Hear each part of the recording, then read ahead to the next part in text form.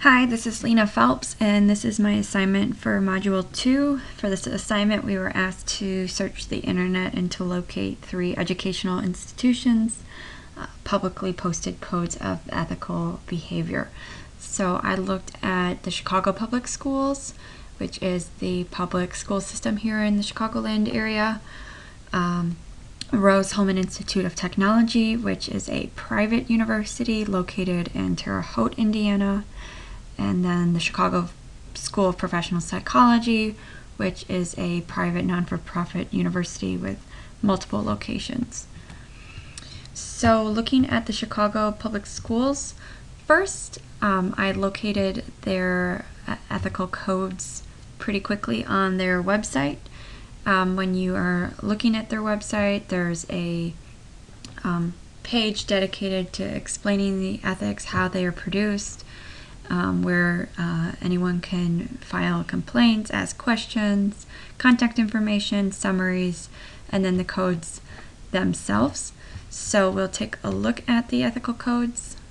The one thing that jumped out to me the most with these ethical codes is that they seem to be more like they are internally produced as compared to the other 2 that we're going to take a look at, which are external to the organization. So the Chicago Public Schools Board produces these code of ethics, so they are really internally guiding their own ethical behavior rather than looking external for guidelines. And additionally, because it is a public institution, there is references in here to Illinois law, and so that was definitely a difference that I noticed. They are comprehensive. There's a lot of information about ethical conduct as an employee within the Chicago Public Schools system, and less so being very specific to individual roles, but more so overall ethical behaviors of all employees within the Chicago Public Schools system.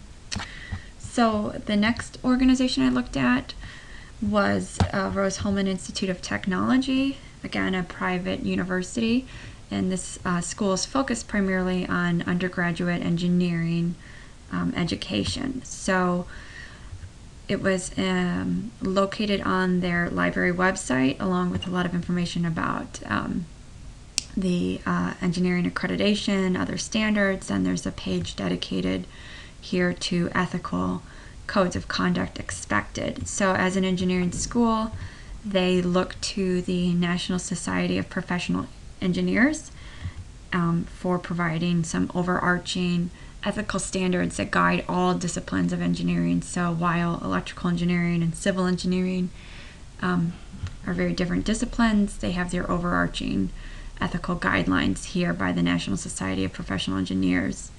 And let's see, where did they go? So one thing I noticed that was similar to the next code of ethics that we look at here is the National Society of Professional Engineers includes a preamble talking about, I can read it specifically, it states that engineering is an important and learned profession. As members of this profession, engineers are expected to exhibit the highest standards of honesty and integrity. Engineering has a direct and vital impact on the quality of life for all people. Accordingly, the services provided by engineers require honesty, impartiality, fairness, and equity, and must be dedicated to the protection of the public health, safety, and welfare. Engineers must perform under a standard of professional behavior that requires adherence to the highest principles of ethical conduct.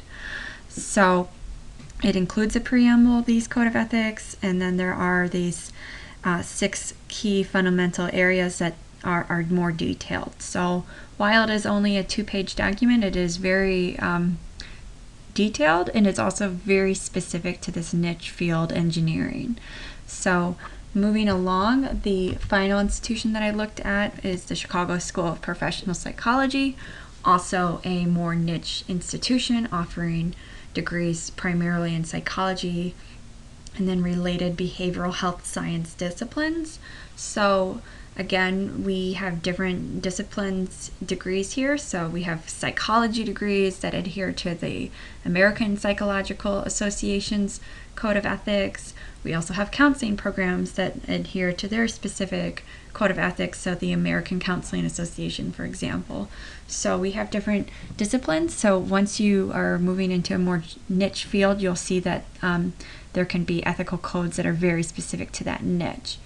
So within the academic catalog for our counseling psychology program, there is a reference to ethical and professional behavior expectations of students, with a reference to the specific ACA Code of Ethics. So we'll give that a second to pull up. Similar to the National Association of Professional Engineers, the ACA Code of Ethics has a preamble at the beginning that states the ACA is an educational, scientific, and professional organization whose members work in a variety of settings and serve in multiple capacities. Counseling as a profession, professional relationship that empowers diverse individuals, families, and groups to accomplish mental health, wellness, education, and career goals.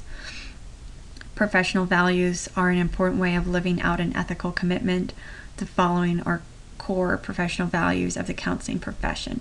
So again, this has a preamble, and I think you can see with it being a 24-page document, I think that goes along with the field itself and the nature of the field dealing with mental health and wellness and individuals and personal matters. I think it needs to be a lot more probably spelled out than engineering, while engineering still impacts humans. Counseling is clearly a more intimate profession working with other individuals. So therefore, I think that's why we're seeing more detailed ethical codes of behavior. I hope you found this presentation somewhat valuable, and I look forward to watching yours. Thanks.